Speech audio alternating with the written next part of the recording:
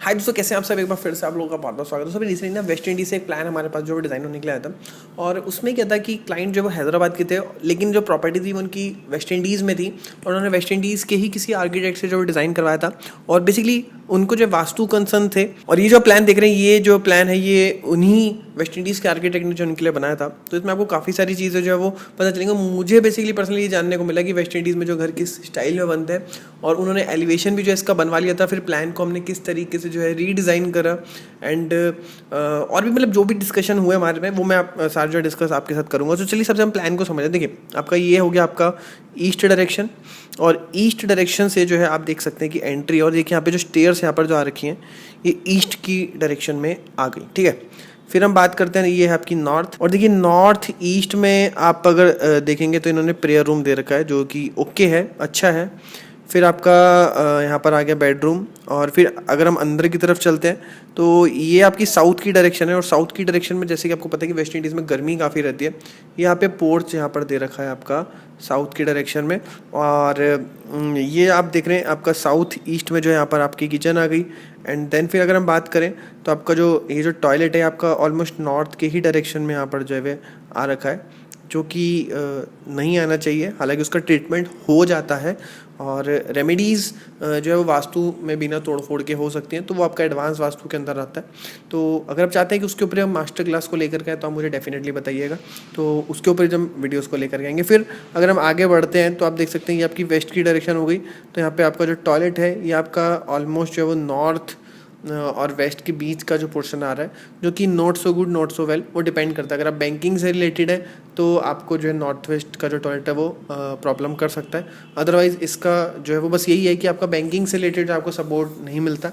बाकी आपको जो है वो अगर हम ओवरऑल देखें, अगर बैंकिंग से रिलेटेड नहीं है तो फिर ओके। अगर आपको बैंकिंग का सपोर्ट नहीं चाहिए तो फिर इतना बड़ा कुछ खास ना इम्पैक्ट है, ना उसका कुछ बेनिफिट है आपको। फिर अगर हम चलते हैं यहाँ पर टॉयलेट, तो टॉयलेट यहाँ पर वेस्ट डायरेक्शन में दे रखा है। तो ओवरऑल अगर हम बात करें तो वो इस प्रॉपर लेआउट से जो है वो सेटिस्फाइड नहीं थे।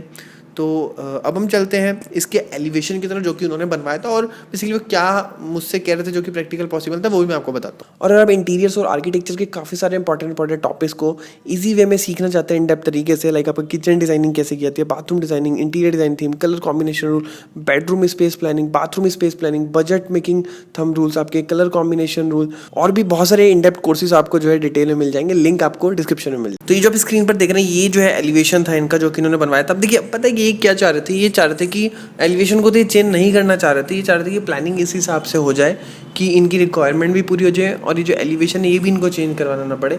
तो ये जो है ये थोड़ी सी गलत थिंकिंग थी, क्योंकि अगर मान लिया जो आपका एलिवेशन है वो आपका प्लान के अकॉर्डिंग बनता है, पहली बात तो आपका प्लान जो है वो आपको पहले पसंद करना पड़ता है आपकी रिक्वायरमेंट के हिसाब से। क्योंकि हम एक पर्टिकुलर एलिवेशन को देखते हुए अगर हम प्लानिंग करते हैं तो वो कहीं ना कहीं जो है वो थोड़ा सा प्रॉब्लमेटिक हो सकता है, क्योंकि आप जिस एलिवेशन को फॉलो कर रहे हैं ना उसका प्लान जो है वो आपके पास नहीं है, आपका प्लान डिफरेंट है। तो आपका सबसे पहले तो अपना प्लान को करिए, और फिर उसके बाद जो है आप उसके हिसाब से करिए। क्योंकि और यही चीज़ जो आपकी रियल लाइफ में भी आपकी होती है कि आप अपनी लाइफ के हिसाब से अपनी लाइफ को डिज़ाइन करिए, बजाय कि दूसरे की लाइफ को देख करके उसको कॉपी करने के। तो चलिए दोस्तों, अब हम आ जाते हैं इनके प्लान की तरफ। देखिए, इनका जो ग्राउंड फ्लोर का प्लान था और फर्स्ट फ्लोर का दोनों का सेम ही था।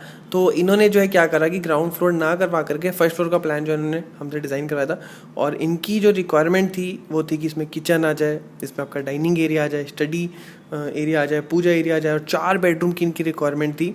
तो बेसिकली अब ये जो प्लान आप देख रहे हैं ना, तो जैसे कि मैंने इनका जो पुराना प्लान मैंने आपको समझाया था, तो इसकी जो है एक एंट्रेंस जो थी वो आपकी ईस्ट की साइड में थी। तो जैसे कि मैंने बताया कि आपकी जो ईस्ट की जो एंट्रेंस है ये जो है ये थी आपकी ईस्ट, एंड ये थी आपकी यहाँ पर आ गई ये साउथ, फिर ये हो गई आपकी नॉर्थ, और ये हो गई आपकी वेस्ट। तो जैसे कि मैंने आपको बताया कि इनकी जो एंट्रेंस थी ना, तो ईस्ट की जो स्टेयर्स है वो गलत थी। तो सबसे पहले ग्राउंड फ्लोर पे जो एंट्रेंस थी वो ईस्ट की ओके है, तो हमने उनको ये बोला कि आप ईस्ट की एंट्रेंस दे सकते हैं। और एक एंट्रेंस जो कि इनकी साउथ से थी तो उसको भी इनको बंद नहीं करना था, तो वहीं से ही जो है स्टेयर्स हम ले गए यहाँ पे साउथ की तरफ। तो यहाँ से जो है यहाँ से स्टेयर्स यहाँ पर आ गई, और बीच में जो है ये आप देख रहे हैं यहाँ पर ग्रीनरी आ गई। तो यहाँ पर जो है जब स्टेयर्स बंदा चढ़ेगा तो यहाँ से जो है नीचे भी कोर्ट यार्ड में वो देख सकता है। फिर उसके बाद आ गए हम किचन में। तो किचन आपकी एग्जैक्ट साउथ ईस्ट में आ गई, जो कि पहले यहाँ पर जो स्टेयर्स आ रखी थी।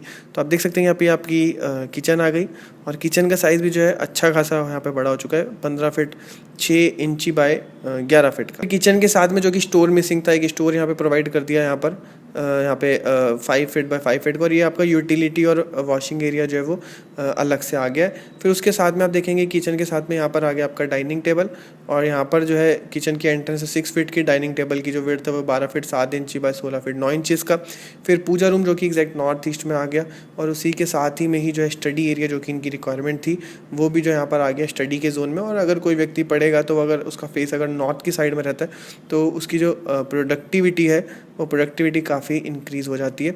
फिर हम बात आते हैं यहाँ पे लिविंग एरिया की तरफ, तो आपका जो ड्राइंग एरिया है वो आपका आ गया नॉर्थ की साइड में, और नॉर्थ की साइड में जो यहाँ पर एरिया जो है वो आ चुका है।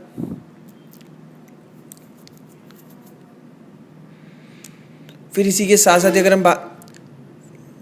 साथ हम अगर बात करें तो यहाँ पे 4 बेडरूम आ चुके हैं। साइज़ है 12 बाय 13 का एक बेडरूम है, फिर एक बेडरूम है आपका 12 बाय 13, फिर एक है 12 बाय 15.5 जो कि मास्टर बेडरूम है, फिर अगेन एक और आपका 15.5 बाय 16.5 का हो गया। तो इस तरीके से यहाँ पर जो 4 बेडरूम की रिक्वायरमेंट आ गई। फिर इसमें देखिए एक जो मास्टर बेडरूम है इसके लिए वॉक इन वार्डरोब हमने क्रिएट करी हुई है, लगभग 4 feet 8 inches by 9 feet 7 inches की। फिर इसके बाद में मास्टर टॉयलेट आ गया जो कि 9 फीट 7 इंचज़ बाय 7 फीट का इसका साइज़ है।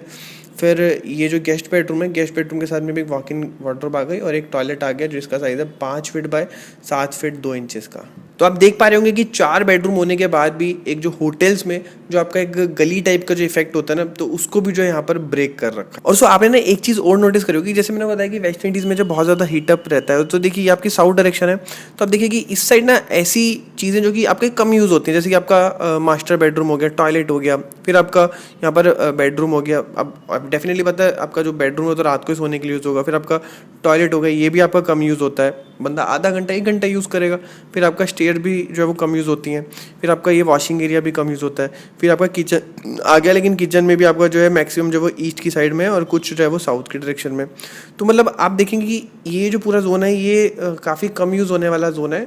तो ये क्या है कि आपका ना सन की जो हीटअप होगा उसका बैरियर का काम करेगा, और आपका जो ये वाला जो पोर्शन है आपका ठंडा रहेगा। आप देखिए ड्राइंग रूम लिविंग रूम में बंदा ज़्यादा टाइम अपना स्पेंड करता है, आपका स्टडी रूम में बंदा ज़्यादा टाइम स्पेंड करता है। फिर ये 2 यहाँ पर जो है यहाँ पर अलग से रूम यहाँ पर प्रोवाइड कर दिए। और इस तरीके से आप देख सकते हैं कि किस तरीके से जो है आप क्लाइमेटोलॉजी भी बोल सकते हैं और वास्तु भी बोल सकते हैं, फिर इन दोनों का कॉम्बिनेशन भी बोल सकते हैं, या फिर आप जो भी नाम दे दीजिए। तो उन सब चीज़ों का ध्यान में रखते हुए प्लान को किस तरीके से जो है वो रिफाइन करते हुए इस आउटपुट तक जो पहुँचा है, और वेस्ट इंडीज़ के लिए और वहाँ के क्लाइमेट के लिए इस तरीके का प्लान जो वो सूटेबल रहा, वास्तु के हिसाब से जो है वो सूटेबल रहा, क्लाइंट हैप्पी रहे। तो आज की वीडियो में आपने क्या सीखा मेरे को कमेंट बॉक्स में बताइए। मिलते हैं नेक्स्ट की वीडियो में, तब तक के लिए जय हिंद, वंदे मातरम।